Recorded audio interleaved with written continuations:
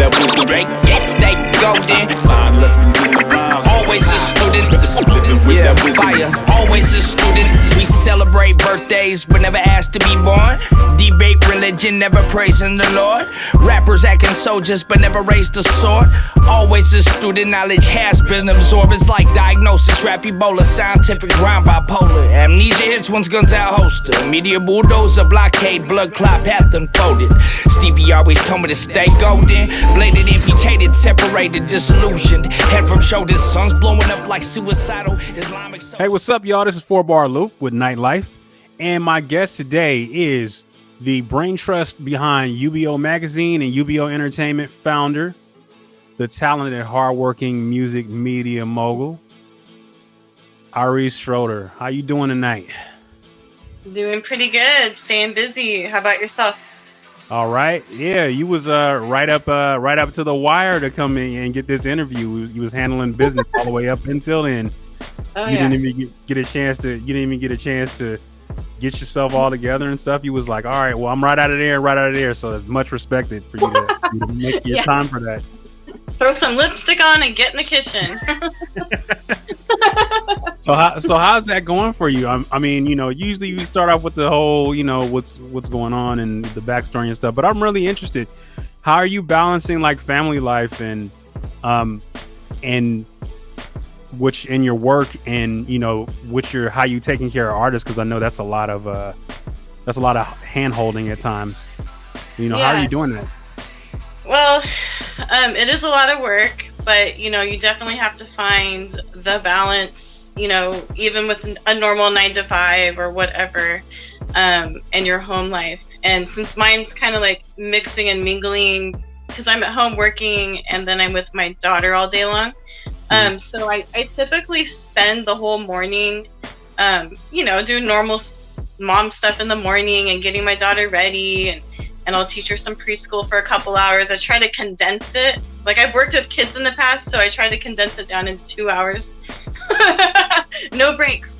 Right. Then give her some lunch, and then I try to start working and get right in there.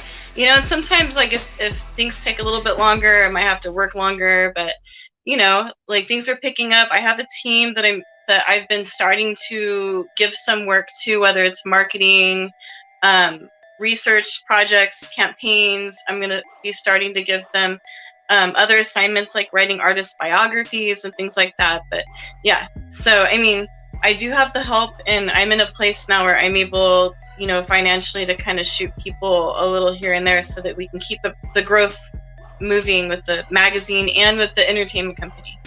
Yeah, definitely. So how has that been? Is it hard for you to let go of the reins and to delegate these things? Because I know it's rough for me. I'm trying to learn the hands off and let people do stuff, because I just feel like at certain points you just be like, man, I can do this. I got it. Move. Yeah, I mean, it's like, it's not hard for me to hand stuff off, but it's hard for me, like, because I've been doing this for 20 years, and so I've been doing it mostly by myself. I've had teams here and there throughout the way, but for the most part, I'm doing everything, so I just rely on myself. And sometimes I'm like, wait, you could ask someone to do that, They're a part of the same club that you're a part of. They can help too. Right. You know what I mean? So yeah, delegating is definitely important. And then also giving the staff deadlines on things. Like, I don't give people deadlines for the magazine.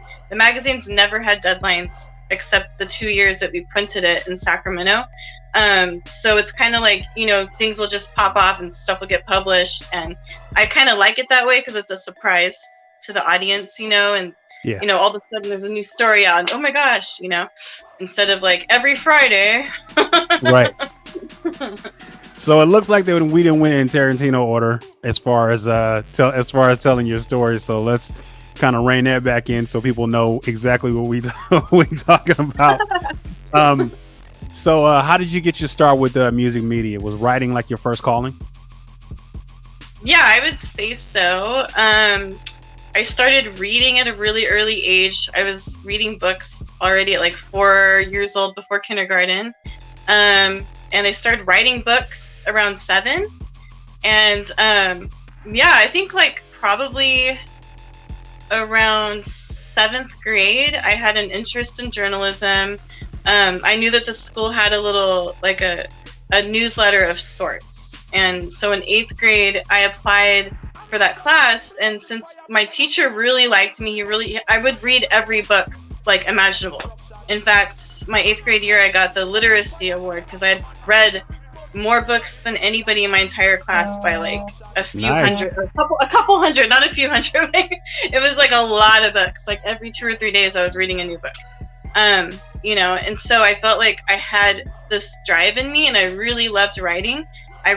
Also at the same time, I loved poetry, and I would illustrate my books. You know, my books at the time were for girls my age. You know, I was writing about, you know, liking boys and like, you know what I mean? Like a Judy Blume style book kind of thing. So yeah, it kind of progressed into journalism in 8th grade. And then I got into journalism again in high school. And I was an editor in junior high and in high school. And around that time in high school, I started getting involved, not involved, but I started to listen to hip hop when I was about 14. And I think I just really fell in love with it. And I loved that, you know, it was poetry set to music, and a lot of the beats were like these old, like Motown or classic rock beats, like stuff I was growing up listening to from my parents. Right. And so I just felt like really connected to it. So I think that's kind of where I kind of put everything together. And I really wanted to focus on local artists and getting the word out to people that aren't aware, that just listen to the radio. I wanted to find these really good artists that were putting good music out. Yeah. So, as far as that's concerned, how did you come up with like the name for UBO magazine? So I was 21 and I was an intern at the Environmental Protection Agency. So if you're familiar with downtown Sac, I was working off Watt Avenue at the EPA, and then they built the new EPA building downtown. So I literally got to move into a brand new building, and it's like one of the tallest buildings in downtown Sac. So I worked on 24th floor, and I basically found some people I was working with that were into like IT and music and all this stuff. And this one guy, Dave Drever, he actually was doing music videos for the Federation, and he was working with Rick Rock. So I just literally stepped right into the pot, like, if you will, you know. And I think things kind of started moving from there, because he was like, what do you want to do? And I'm like, well, if I can't get a job at Vibe, I'm just going to start my own magazine. And he's like, then start your own magazine. So I didn't know. I literally did not know how to do that, because I knew that you needed to have money. And once you have money, you could go to a printing press. And he's like, do it online. And I'm like, what? Like, yeah, it was just like kind of one of the oddest. I didn't really know what to do with that, you know, because like I said, at the time I was working for the state. So my job at the state was to look up articles that were written about press releases that were actually like, you know, out there. And so finding these press releases, that's where I kind of put everything together. Everyone had to pay back then for newspaper subscriptions online, but like there wasn't any really magazines or anything like that online back then. You know, just a few like review websites here and there. So that's kind of how it got started. And the name itself, UBO, is an acronym. And so one of my friends, like I said, Dave Drever, like we were just kind of coming up with ideas and things like that. And like I really wanted it to be underground. And so we came up with Underground Beats Online.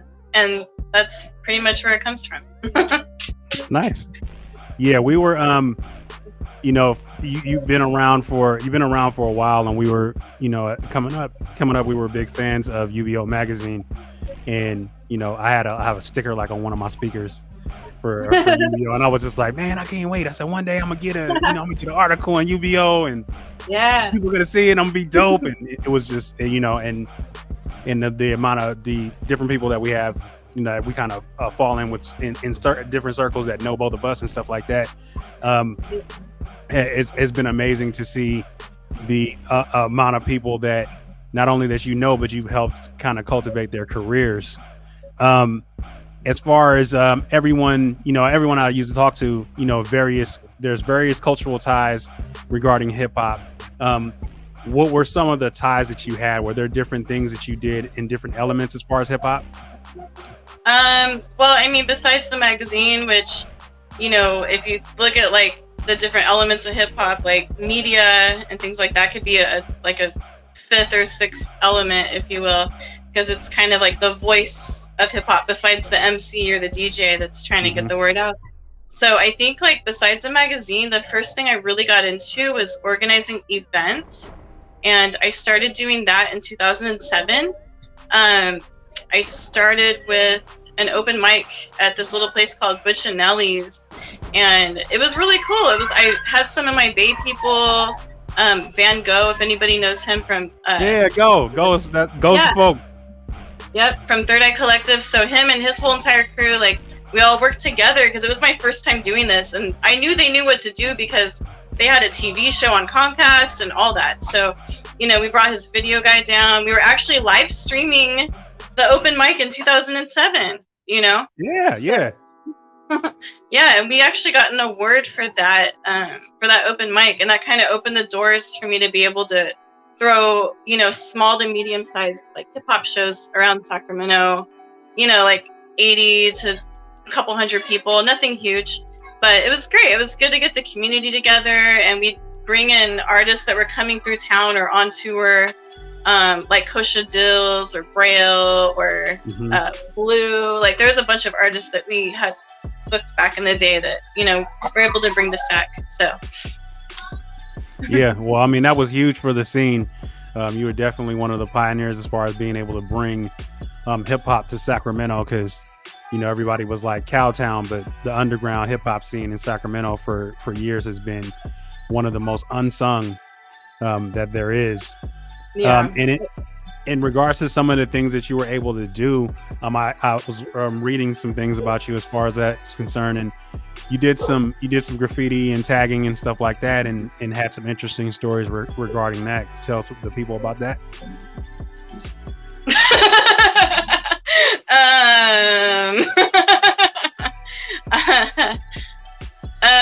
Yeah, I mean, I did a little bit of stuff when I was in Oakland, when I was living out there a few years back.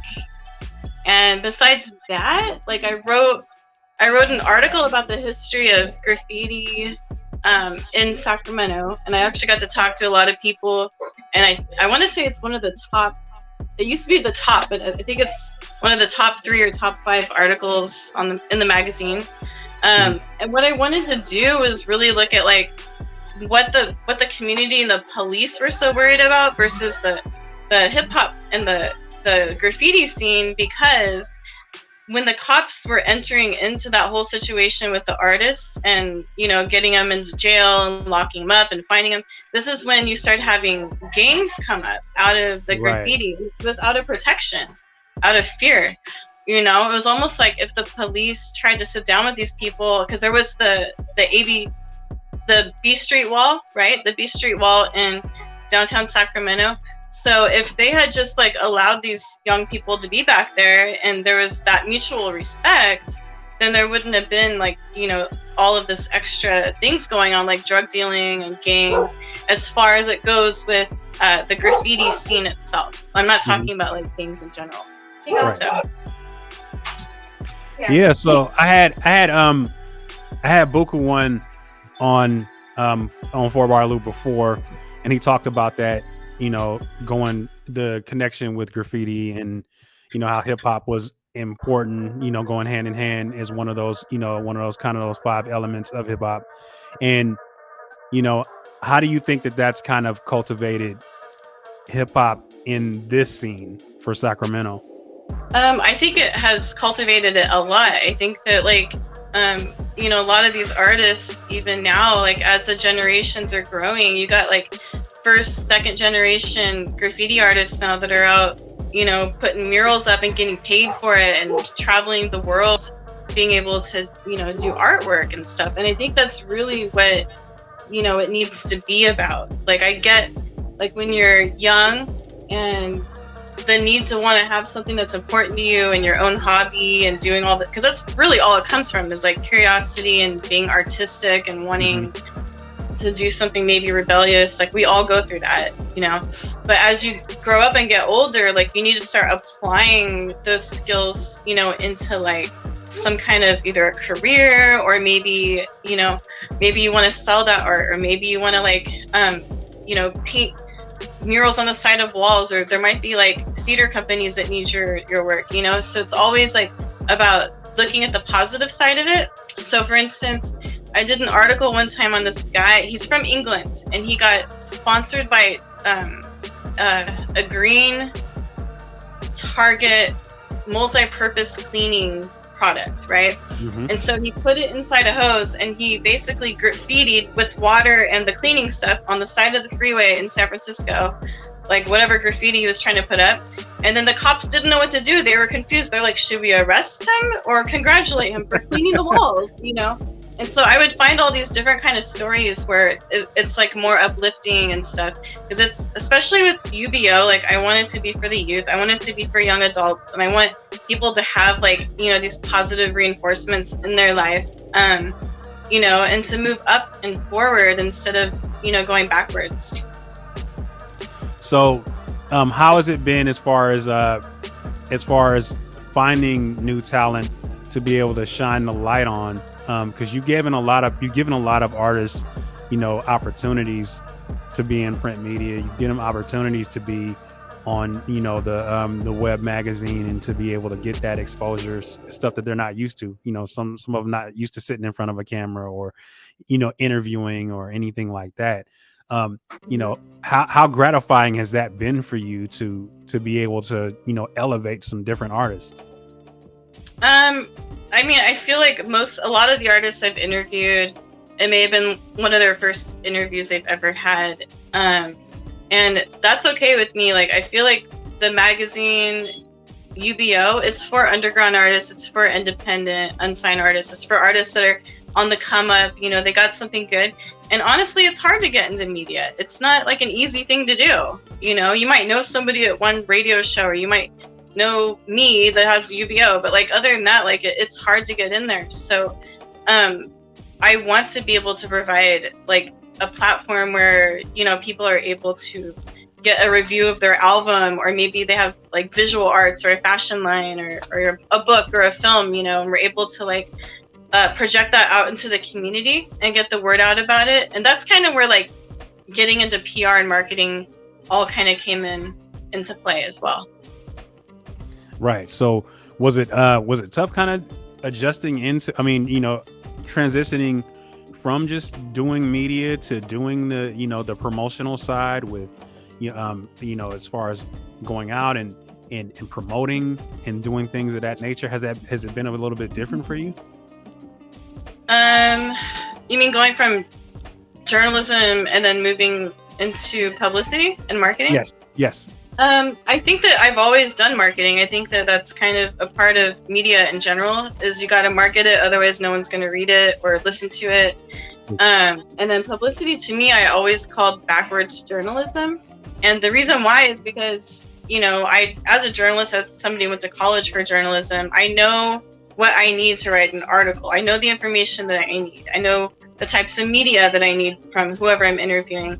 And it's kind of like, since I already know this and I'm writing about artists, I pretty much know what goes into the press kit, you know? And so I just was like, I could do this. Why not? So I just really quickly ran over like how to write a press release to myself, and it made sense. And I'm able to make, you know, media ready, media appropriate press releases, you know, that are made by me through my company on behalf of artists, which allows these artists to actually have a better chance of getting interviews and reviews from media. Yeah, and those are definitely important tools that not everybody has access to, or not everybody has knowledge about. So, you know, to run into somebody that can give them the whole entire picture like that and help them promotional wise is just such a great thing to do. I mean, you're one of the best at it. You know, you were definitely one of the hip hop print pioneers, along with like Murder Dog and 4080 and publications like that. Oh, yeah, I remember that. 916. There's also 916 magazine. 916 magazine, yeah, definitely. He was also one of the trendsetters to turn that corner, you know, as far as the magazines. So when I know you were talking about how, you know, Mr. Draper had decided that, you know, hey, why don't you go ahead and go into, you know, magazines and you know, online media. How was that transition process for you? Well, at first it was really confusing because I didn't know anything about what to do with it. And I mean, I was on the internet already. You know, I was in journalism in high school. My dad works at Intel, like my whole life. So I'd been on computers already. I already knew how to do all that. So I just went online and made a group page in the, what's it called? The search engine Excite. Mm-hmm. And then after that, I did one in Yahoo, in a Yahoo group. And I basically just started putting these little like album reviews in there and getting people to like join the group via other groups, like going into other groups and basically networking and marketing myself and getting people over. I'd also find websites. There'd be a lot of websites for artists or labels or clothing lines and things like that. And I would go in there and they'd have like affiliates, like people they're affiliated with, and I go contact them. And I was literally able to build an audience just based off like pure e-marketing that has nothing to do with social media, because that's all it was back then. There was no social media in 2001. You know, like you had instant messengers, AOL, Yahoo, Gmail just came out, you know, like Google just came out like around that time. Like, like everything was so brand new. So that's pretty much how we did it. And then one time I was getting off work from the EPA and I ran into this guy and he was a graphic designer, and he wanted to take me on a date. And I went on a date with him, and I just ended up realizing that I really wanted him to be on my team, and I didn't want to date him. Like, and I told him straight up, like as he was saying goodbye, I'm like, no, none of that. I want you on my team. Because this guy, he had 2 servers. His name is Mike Steiner, and I nicknamed him Webmaster Mike. No pun intended, right? But yeah, like his job was pretty much, he built me a PHP based website way back then, and around probably 2002, because we were doing the group pages in 01. And it was great. He built me a database. I was able to like enter my articles. You know, I had my own squirrel mail back then. Like, you know, everything was legit. It was pretty cool, you know. So for a long time we had that going on. And then once social media started, graphic designers, nobody was like down for the cause anymore. And so I started hunting around for people that you know, wanted to build a website with me. And I'm like, I could pay you a little bit here and there, but I'm going to need your help all the time, because I'm going to need either a database or I'm going to need your help loading the articles on the website, because I'm not a designer. I'm a writer. And they're like, oh, that's going to be lots of money. And I'm like, crap. So that's how I got the website into WordPress. And which is fine, because like a lot of these blog-based platforms provide a space for people, you know, where they can have that. And sometimes you don't even know you're on a website, and that's what it is, because they pay extra money in it. It takes the WordPress code off. Exactly. So seeing that, you know, digital media is now king, you know, and it's video clips and sound bites and clickbait, and you know, that kind of rules the roost for everything. And you see, you know, very successful site like, you know, Thizzler, and then, you know, some exploitive sites sometimes will be like World Star and Hip Hop DX. Do you think that it's getting away from being more informal as far as being able to teach you about an artist, as opposed to being, okay, I want you to, you know, are the attention spans too short to teach people about artists? I think there is, but I think that if media stops with printing text or, you know, writing articles and reviews, if that stops altogether, then there's not going to be a need for it. You know what I mean? So same thing with with books. You know, like I like to have a good book that I could touch, that's tangible, that I could read. Right. I'm the same way with magazines, really. You know, if I want to read like Cosmo or something like that, like I'm going to go buy the magazine. That's just what I do. But I think that like it's good to implement different kinds of media in your platform, but at the same time, if you completely get away from the written word, then you're deteriorating what journalism is in the first place. Yeah, I feel I feel the same way. It just seems that people's attention spans are so short. It's like, man, give me person falling off bike 67 times, and that's it. And it's just like, you know, when you put together these interviews and you want to be able to bring somebody into somebody else's world, finding a way to pique their interest. Sometimes it's tough to do that because everybody's just, you know, so spoon fed with everything right now. But I think it still has its place. Print media still has its place. You know, just magazines and e-magazines in general, interviews like the ones we have now definitely have its place, because you get to learn more about, you know, the person behind the creativity, behind the, you know, the artistry or whatnot. Yeah, and also like a lot of these platforms, they stand for something as well, or at least I hope that they do. You know, I hope that they do. Like a lot of them will stand for something, like maybe they're about, you know, conscious music. It doesn't matter what genre or what the subject is. Like, you know, it could be a magazine that's about some sort of hobby, and they're trying to keep that alive, you know, like whatever, airplane making or whatever, you know what I mean? Like it can really be anything. So as long as you have like a reason and a passion behind it, that you're trying to get stories out to people, you know, and all of that, then that's what needs to happen. You know, it doesn't matter if it's, at the end of the day, if it's print or if it's video or audio, but it is important, you know, for the platforms that do have the typed word to continue doing that, because I think that if they give it up, like if a whole entire platform just goes straight video, then, you know, you just gave that up. But if you started off video, I don't think there's anything wrong with that. I think that's fine. And I think you can mash it up too. You could do like a video interview, and then you could have like a review of the album below, so people have a little bit of both.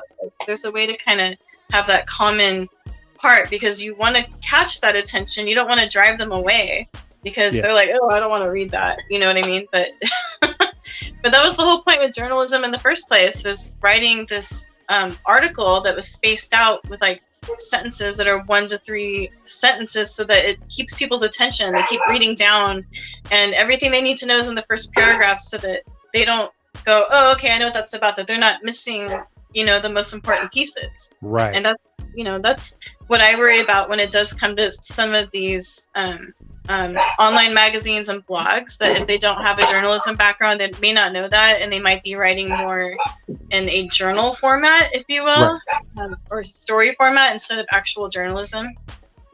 So yeah, that's really important to keep. Yeah. With you traveling around in the circles that you travel in, and interviewing and, you know, doing these interesting print media, do you have situations where you just kind of fan out sometimes? You know, has it kind of jumped in your head, like you've dealt with somebody and be like, oh my God, I'm interviewing such and such, and you kind of fan out? I remember I got to interview Doe Rock, right? And he's, you know, passed away now. Yeah. And that was like a really interesting interview. I brought my photographer at the time, Rebecca, who goes by Stim Snaps, Stimulate Photography. So I brought her with me, and it was interesting because I was like, I think I was nervous, because he's like, are you nervous? Because I was biting my nails and playing with my hair, and he's just like, just calm down. Are you nervous? Right? I'm like, no, I'm not nervous. You know? And then I'd ask him questions, and he's like, let's talk about this other thing. And I'm like, oh crap. You know, and I had my tape recorder, but I was like writing everything down, and he's like, why don't you just let the tape recorder go? Right. So it was, you know, and he's definitely had like other interviews and stuff like that, you know, before me at the time. And that was back in like 2007, 2008 somewhere in there. But yeah, like that was a cool interview. I was really excited to get that one. I want to say that Jay Synth hooked that up. So shout out for him. Yeah, definitely. The video extraordinaire, that guy, man. Whew. Yeah. He kills it. I haven't seen a bad one shot yet. No, I know, it's amazing what he's been able to do. At first I was like, wait, I thought he made beats. I thought, what's going on? You know? And then he has his camera with him all the time. Then he was videotaping, and I'm like, okay, yeah. And every video he's ever put out is great. You know, I don't think I've ever seen a bad one. Yeah, definitely. You know, shout out to Jay Synth, man. That dude's a monster. What is your interaction been with different artists in regards to controlling their media rollouts? What do you mean? What I mean by that is, you know, sometimes you get in situations where people are not as patient with things, and I know it's kind of rough to deal with because you're juggling schedules, they're juggling schedules, and it's like, okay, you got deadlines and you're trying to meet deadlines and whatnot. And you know, how has it been to, like, okay, if they're kind of, you know, rolling off the reservation a little bit, to kind of get them back center and be like, look, this is what we have to do. Here's the bullet points. Well, like publicity wise, or actually, like if you start with like people that I'm writing an article about, I deal with this all the time where I'm like, yeah, let's write an article about this, and they start hitting me up every other day, and I'm like, dude, look, like at this point, you know, everyone could listen in and know that, like, if you want an article, it's gonna take about a month. That's just how long it's gonna take, you know. We don't have a huge staff, and especially if artists are under the impression that they're getting something for free, because what we're doing with the articles is we're pairing it with marketing, and we're able to get the story out, you know, into different audiences, and also into the area that they live and whatever the subject matter is about.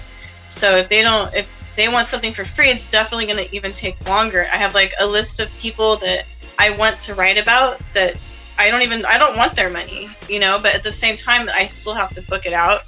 When it comes to like publicity with working with people, everybody that we have that we're working with publicity wise, they get one campaign every month.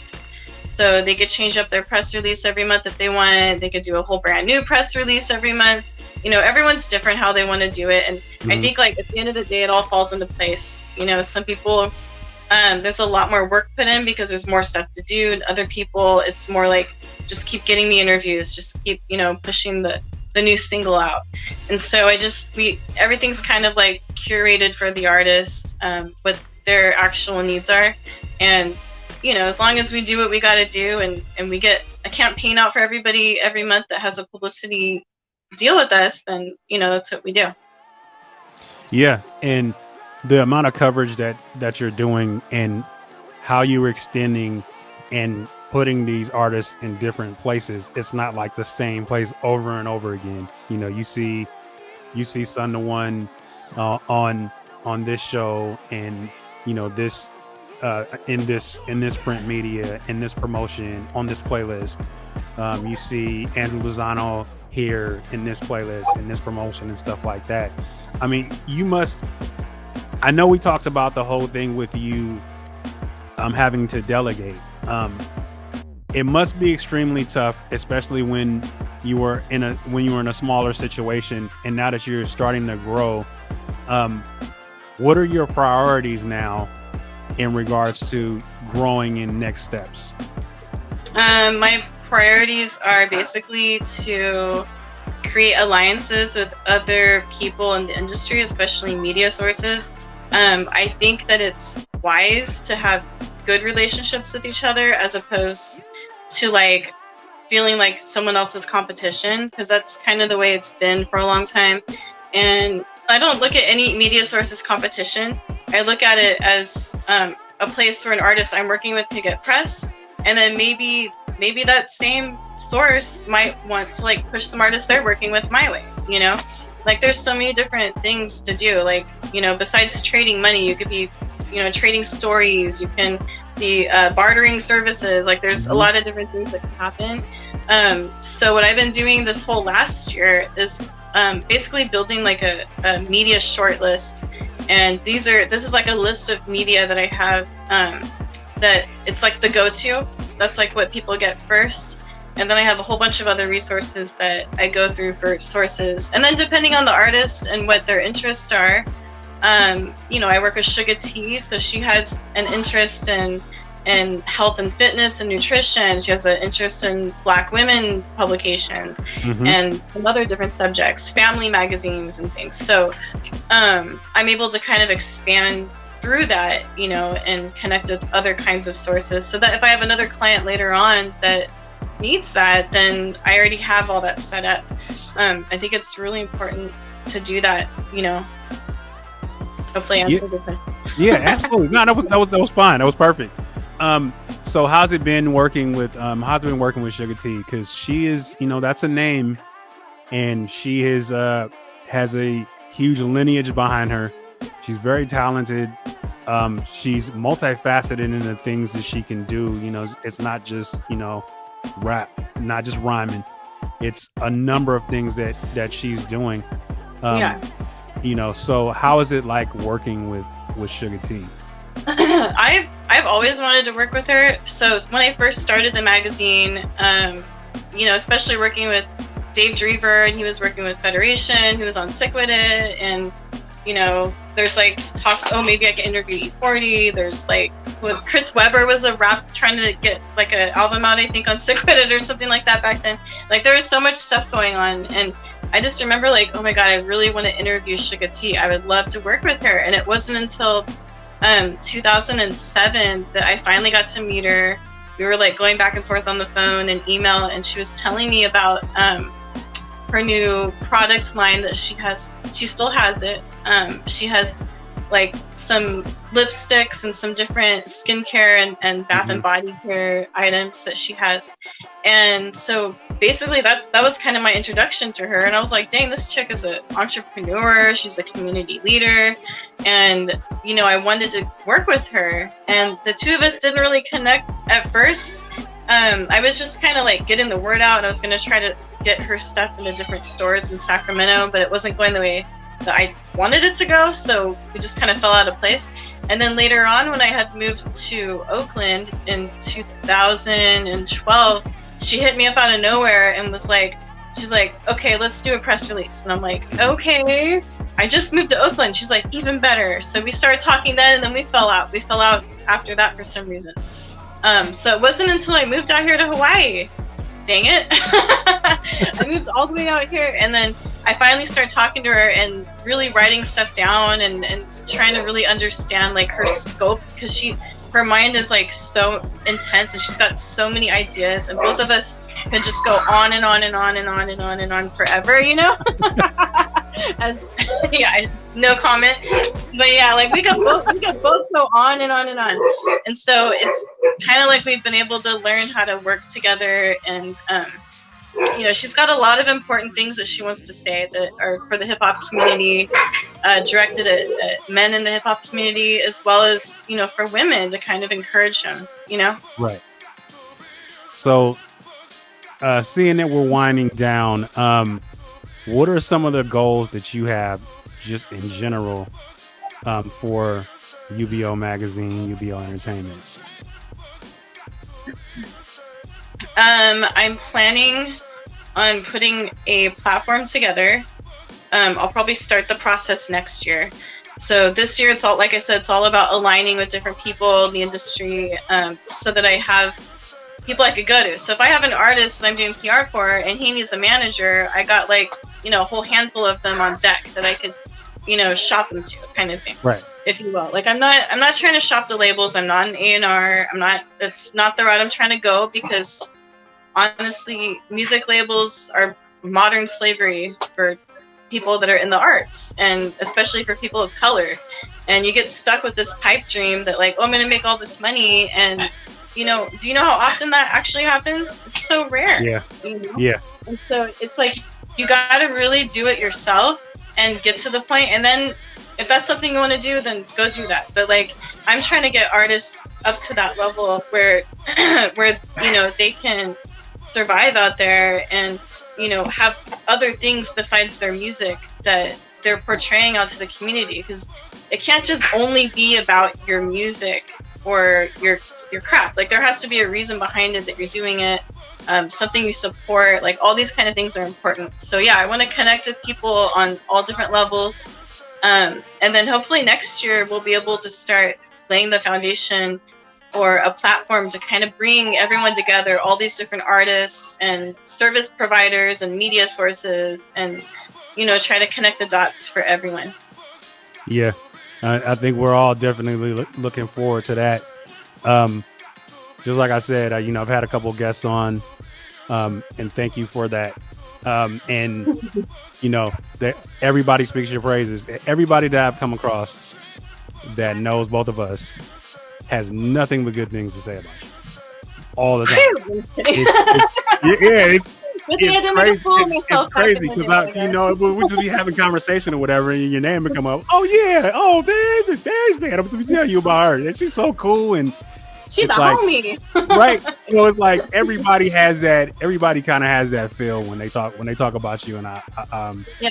That definitely makes me feel good, because like originally I didn't want to get close to everybody. Like, I wanted to just be media and be separate from everyone. But because I was getting involved with the hip hop community so much, I really learned that like people in hip hop, they just there's like this disdain or distrust for media. And I didn't want them to feel that way about me, because I was really trying to just show support, and push them out there. So I literally got into the trenches and went out networking in the streets, putting it all together. And also, as a side note, earlier on you were talking about some history. When I first started booking shows, there really weren't that many venues. There was like maybe not even a handful of venues that were throwing hip hop or hip hop related kind of shows. And I was able to walk this face into like pretty much any venue and be like dressed up, in a business attire with my clipboard and all my stuff and the press kits for the artist, and be like, this is what I'm doing. This is all positive music. I'd always try to book, live bands and turntablists if I could. And like, the whole point was to bring trust to the business owners and to let them know that they don't need to be afraid of these rappers. It's not, especially the ones I was bringing. I'm like, these guys like play video games and stuff. Yeah, because that stigma was out there that, oh, okay, you got hip hop, then somebody's gonna get shot at one of these shows. It's like it was such a negative connotation with hip hop, and to be able to get booked, and it's still, that stigma's still around today when you try to book in certain places. But I think it's a little bit more receptive. It's all on how you package it. It's crazy, because even when I moved to Oakland, they had less venues than Sacramento. I was like, oh my god. It's like, I got my work cut out. But like, I ended up meeting Sun the One, and now I'm in Hawaii. So well, I want to tell you that it's much appreciated for all the groundwork that you've laid, for all the things that you've done, for all the careers that you've touched. And thank you for your continued work for the community, for the hip hop community in general. You're doing stuff with all genres, which is amazing, because sometimes people get kind of rat-holed with, okay, I'm just hip hop. That's it. There's my little four walls. But you expand out and do so many different things and touch so many different people, funk, jazz, hip hop, rock, R&B. You're touching so many different avenues where it just, you give people an opportunity to be able to find different elements and flavors and stuff like that. So I want to tell you, just in my circles and on behalf of me and the people that I know, we appreciate what you do, and thank you. Thank you. That's nice. Thank you. Yeah. So I won't keep you any longer. I do again appreciate your time and efforts. More importantly, where can the people find you? They need to contact you and get into business with you. How do we do that? And we'll have that also as a trailer for this video too. Sure. So we're everywhere, pretty much. You could Google me. I'm very, very Googleable. The website is uboentertainment.com. There's a portal to the magazine there, or you can go to ubomag.net directly. We're on all the social media, most of the search engines. Like, we're on things I didn't even know we're on. I'm like, oh crap. Like, someone put all my articles on some other platform. I'm like, wow, it's like a whole nother UBO right over here. Okay. So we're pretty much everywhere. You could type in UBO Mag or UBO ENT or UBO Media, and you'll definitely see things pop up because we, hashtag it all. So. All right. Well, thank you very much again. So we're going to go ahead and get out of here. Difficult roads often lead to most beautiful destinations. Shoot your shot. Go for the win. You might make it. Peace.